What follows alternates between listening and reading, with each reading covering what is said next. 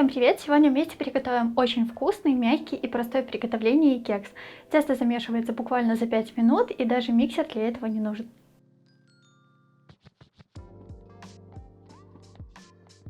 Все готовится очень быстро, поэтому духовку можно сразу включить разогреваться на 170-180 градусов. Кефир и яйца заранее достаньте из холодильника, чтобы они согрелись до комнатной температуры. В миске соединяем яйца. Добавляем щепотку соли, сахар,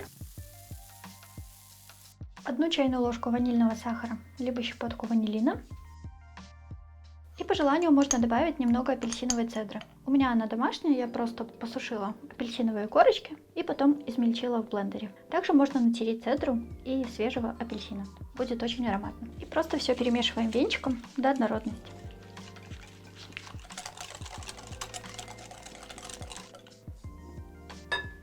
Добавляем кефир. Вместо него можно использовать натуральный йогурт, либо сметану.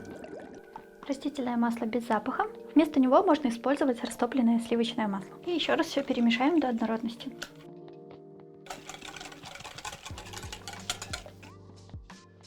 Отдельно смешиваем муку и 1 чайную ложку разрыхлителя. Хорошо перемешиваем. В несколько приемов просеиваем и замешиваем тесто. Долго перемешивать тесто не нужно. Как только впиталась мука, подсеиваем следующую часть.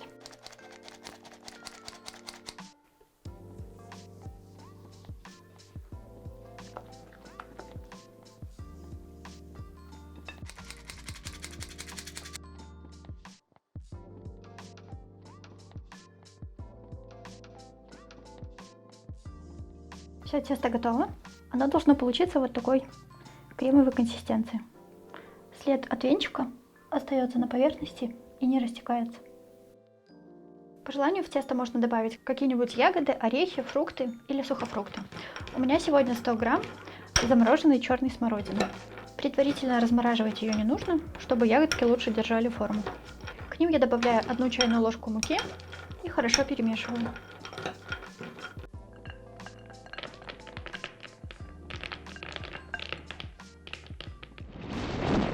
Немножко ягодок я оставлю, чтобы сверху потом присыпать. Кекс я буду выпекать в силиконовой форме диаметром 23 см. Также можно использовать прямоугольную форму для выпечки хлеба и кекса. Если хотите, можете печь отдельными маленькими кексиками.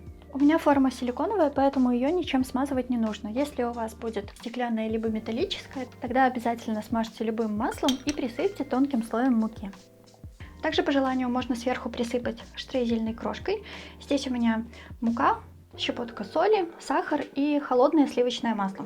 Все это нужно перетереть в крошку. Если хотите, можете ее сделать заранее и просто поставить в холодильник, пока будете готовить тесто. Вот так перетираем между ладошек, чтобы получилась сахарно-мучная крошка. Однородности добиваться не нужно, пусть попадаются вот такие небольшие кусочки масла. Это, конечно, не обязательно, но получается очень классная хрустящая корочка сверху. И очень ароматная от сливочного масла.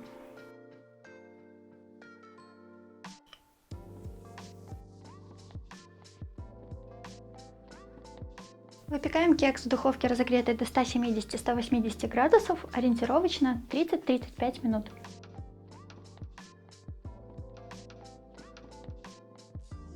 Готовность кекса обязательно проверяйте деревянной палочкой, она должна выходить полностью сухой, без остатков мокрого теста.